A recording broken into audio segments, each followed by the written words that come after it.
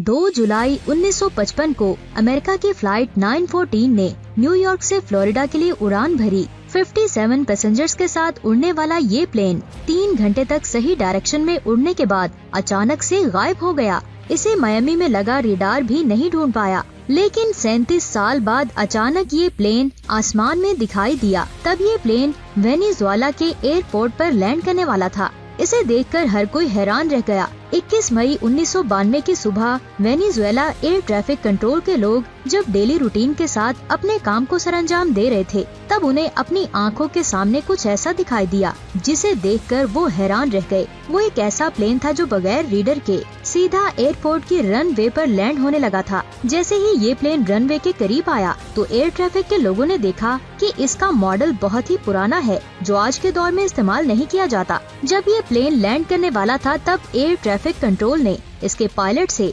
Radio signals के जरिए राब्ता करने की कोशिश की, क्योंकि वो ये जानना चाहते थे कि आखिर ये मिस्टीरियस प्लेन आया कहां से। जब उसके पायलट से पूछा गया तो उसका कहना था कि फ्लाइट 914 है जो कि मायामी में लैंड करने वाली है। ये सुनने के बाद ट्रैफिक कंट्रोलर ने कहा कि ये वेनेजुएला का एयरपोर्ट है। ये सुनने के बाद पायलट चुप हो जाता है, क्योंकि वो अपनी डेस्टिनेशन से 1930 किलोमीटर दूर चला गया था। जैसे ही ये प्लेन एयरपोर्ट पर लैंड हुआ तो बहुत कुछ अजीब होने लगा, क्योंकि एयरपोर्ट पर मौजूद स्टाफ ने ये नोटिस किया कि इस प्लेन में बैठे सभी पैसेंजर्स ने पुराने जमाने के कपड़े पहने हुए हैं। वो इन्हें बहुत ही अजीब नजरों से देख रहे थे। कुछ वक्त गुजरने के बाद अचानक से एयर ट्रैफिक कंट्रोलर को इस प्लेन के पायलट की आवाज सुनाई देती है, जो घबराते हुए एयर ट्रैफिक कंट्रोलर से पूछता है कि आज डेट क्या है। तो ट्रैफिक कंट्रोलर उसे बताता है कि आज 21 मई 1992 है। ये सुनने के बाद पायलट के होश उड़ जाते हैं और वो फौरन अपने कॉकपिट की विंडो से बाहर देखते हुए इशारा करता है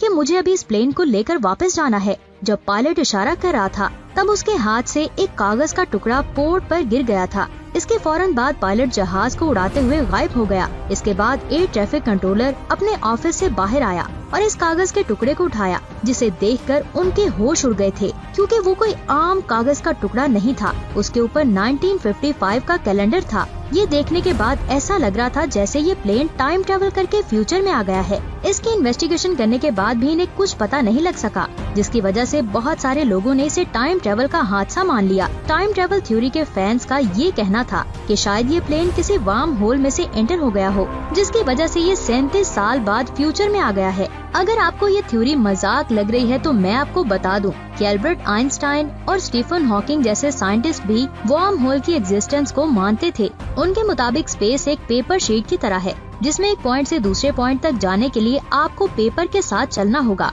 लेकिन अगर आप पेपर को हाफली फोल्ड करके दोनों पॉइंट्स को एक साथ मैच कर देते हैं, तब ये उनके दरमियान ट्रेवल करेगा। सबसे आसान तरीका होगा। भले ही साइंटिस्ट वार्म होल की एग्जिस्टेंस को मानते हों, लेकिन ये कोई नहीं जानता कि वार्म होल असल में है कहाँ पे। आज तक इन्हें किसी ने भी नहीं देखा। क्या ये हादसा सच में टाइम ट्रेवल था? सच्चाई तो ये है कि ये खबरें झूठी थीं। सबसे पहले ये खबर वीकली वर्ल्ड न्यूज़पेपर ने पब्लिश की, क्योंकि ये ऐसी ही फेक न्यूज के जरिए अपने अखबारात सेल करवाते थे।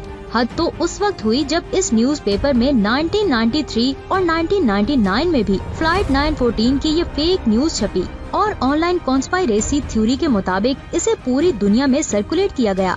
इस झूठी खबर का ये मतलब हरगिज नहीं है कि दुनिया में ऐसे अजीबोगरीब हादसे नहीं हुए, क्योंकि कुछ सालों पहले ऐसे अजीबोगरीब हादसे बहुत ज्यादा हुए हैं, जिनका जवाब आज भी किसी के पास नहीं है। बरमूडा ट्रायंगल के बारे में तो आप जानते ही होंगे, तो आपको ये भी पता होगा कि यहाँ पर बहुत सारे शिप्स और एयरप्लेन गायब हो चुके हैं। इनका गायब हो जाना इतना ज्यादा अजीब नहीं है जितना फ्लाइट 19 का है। ये फ्लाइट अचानक से बरमूडा ट्रायंगल में गायब हो गई थी। दिसंबर 1945 में जब कुछ लोग 3 घंटे की ट्रेनिंग के लिए फ्लोरिडा से रवाना हुए, तब अपने सफर के कुछ टाइम बाद फ्लाइट 19 नाम का एक प्लेन अचानक से मुश्किल में फंस जाता है। उस फ्लाइट का लीडर ये कहता है कि हमारा स्क्वाड्रन गायब हो गया है। इसके बाद उनकी फ्लाइट के इक्विपमेंट्स काम करना बंद कर देते हैं। थोड़ी देर के बाद उनकी आवाज भी बंद हो जाती है। कुछ देर तक कांटेक्ट न होने के बाद 2 एयरप्लेन्स को स्क्वाड्रन को ढूंढने के लिए भेजा जाता है।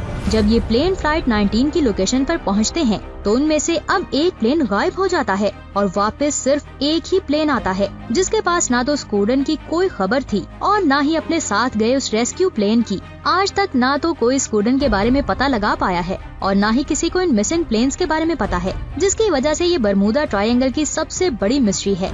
इसी तरह ही एक और प्लेन मिस्ट्री 2003 में हुई थी, जिसका लिंक एक चोरी के साथ भी है, क्योंकि इसमें 2 आदमियों ने एंगुला के एयरपोर्ट से न सिर्फ एक प्लेन को चुराया बल्कि उसे एक ही जगह पर छुपा लिया था, जहां से उसे अमेरिका की FBI और CIB नहीं ढूंढ पाए। मई 2003 में 2 एयरपोर्ट एम्प्लॉयज एक प्लेन में बैठते हैं और इसे रनवे पर चलाने लगते हैं। इनमें से एक अमेरिकन पायलट था और दूसरा मैकेनिक था। इन दोनों के पास उस प्लेन की एक्सेस थी, क्योंकि ये दोनों ही प्लेन में रिपेयरिंग का काम करते थे, लेकिन इनमें से कोई भी प्लेन उड़ाने के लिए सर्टिफाइड नहीं था। जब ये दोनों इसे रनवे पर चला रहे थे, तब कंट्रोलर टावर टीम इन्हें देख रही थी और इनसे कांटेक्ट करने की कोशिश कर रही थी, लेकिन प्लेन से कोई भी रिप्लाई नहीं आया और इस प्लेन ने टेक ऑफ कर लिया। इस प्लेन को भी आज तक कोई नहीं ढूंढ पाया। कुछ एक्सपर्ट्स का मानना है कि शायद मैकेनिक ने उसे चोरी कर लिया हो, लेकिन दूसरी तरफ लोगों का मानना है कि ये प्लेन के ऑनर की एक चाल है। इंश्योरेंस कंपनी में क्लेम करने के लिए इन दोनों से ऐसा डेयरिंग काम करवाया गया। आज तक इसके बारे में कोई भी नहीं जान सका, जिसकी वजह से ये दुनिया की एक बहुत बड़ी मिस्ट्री है।